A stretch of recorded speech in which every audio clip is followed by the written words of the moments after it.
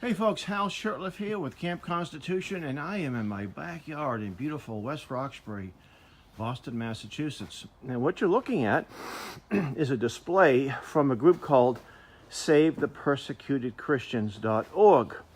And they actually have a set of, I think, 24 banners that point out how Christians are persecuted in various countries around the world. And most Christians in this country say little or know nothing about it, or say little about it, and secular governments at the local, state, and federal level in this country spend a lot of time promoting one religion or the Muslim faith, but say little about the persecution of Christians around the world. So June 27th, that's a Thursday, at 11 o'clock, we're going to have this display sponsored by Camp Constitution and, excuse me, we're co-sponsoring the event with Camp Constitution and Save the Persecuted Christians.org. We're going to display as many of these as we can at Nurses Hall, and that again would be Thursday, June 27th. And what we would encourage you to do, if your church or your civic organization would like to have a display, we could present these to your church or civic organization. In fact, the Massachusetts Knights of Columbus is having their state convention this weekend, excuse me, in Bedford, Massachusetts, and they're going to be we'll be setting this up there.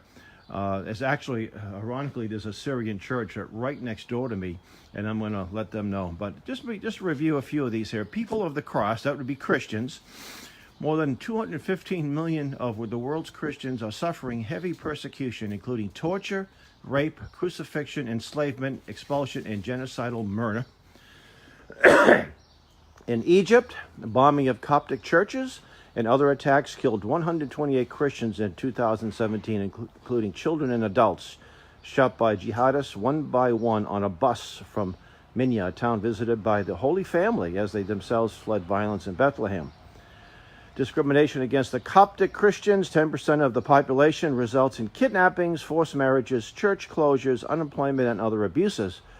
North Korea, you see the trend here. Communist countries and Muslim countries is where you see most of the persecution. We have it here in the West, but it's relatively minor compared to what you see in other, here like in Boston, where second-class citizens in the eyes of the city government, but the persecution, there isn't really any persecution to speak of. Although if the trend continues, it will definitely come here. North Korea, crushing Christians. It's practically impossible for North Korean people to have religion in their daily lives. Mexico, people are surprised. Our neighbors to the south, second largest Catholic population in the world. Mexico is more dangerous for a priest than Syria or Iraq. Often corrupt and violent, Mexico has become one of the most dangerous places for cries about that. Iranian Christians sentenced to 10 years for acting against national security. Possession of a Bible or meeting Christian missionaries can lead to charges of conspiracy with foreign agents. Hope the wind holds out, folks, here. The Sudan, state-sanctioned terror. If people do not make it into the foxholes, they can be run through by the razor-sharp shrapnel coming from the barrel bombs. And through airstrikes and ground attacks, employing jihad militia from Khartoum, the Islamic Sudanese government continues to blockade, bomb, and slaughter and starve the Christian people of the Nuba Mountains. And my friend Dr. Peter Hammond is taking a group there in the next few weeks, a missionary field, so pray for them. Frontline Ministries in South Africa. Pakistan, enforcing blasphemy. Blasphemy laws conflict with and undermine universally recognized human rights. State Department says that. A capital offense and excuse for the Pakistani government and its Muslim citizens to target Christians, many of whom, like Asia Bibi, are falsely accused of insulting Islam and sentenced to death either by execution or vigilante violence. Here, Turkey, the Young Turks, supposed to be a progressive Muslim state.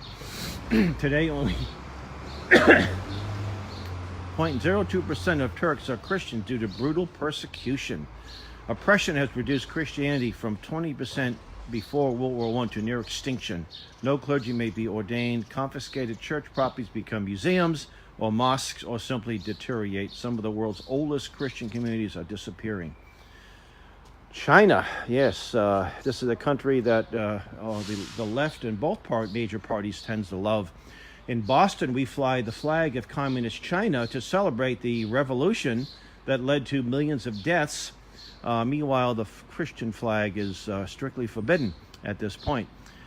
Chinese Christians, powerless to stop destruction of their churches, are dragged away by communist government officials. The Communist Party's totalitarian social credit system, made possible by artificial intelligence, camera surveillance, data mining, and other tools, will also be used to repress Christians and others outside China. And some of that technology came here. Syria, and again, there's a Syrian church right next to me, and I've spoken to the priest there, and he said how things are, how bad things are in Syria. Although the president of Syria, Assad, does protect the Christians, Caliphate men, sexually enslaved girls, even younger than pictured here, sometimes marrying them. An estimated 1,500 Christian and Yazidi girls and women are still captive in Iraq and Syria. 1,000 others are missing. Palestinian-run territories. Yes, I want to wrap this up here. East Africa imposing Sharia. 148 students killed in 2015 by al-Shabaab at Kenya's Grassi University College. And of course, CNN carried the story, didn't they? No, of course not. So if you're interested in having your organization or your church, although most churches are afraid to do things like this,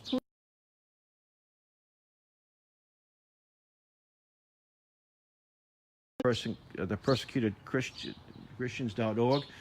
You can go to their website. You can actually buy these banners. I think a whole set of about 24 cost something like $1,500 or $1,400. I'm not quite sure. But you can buy just a handful and help expose this. We do plan to continue to make these available.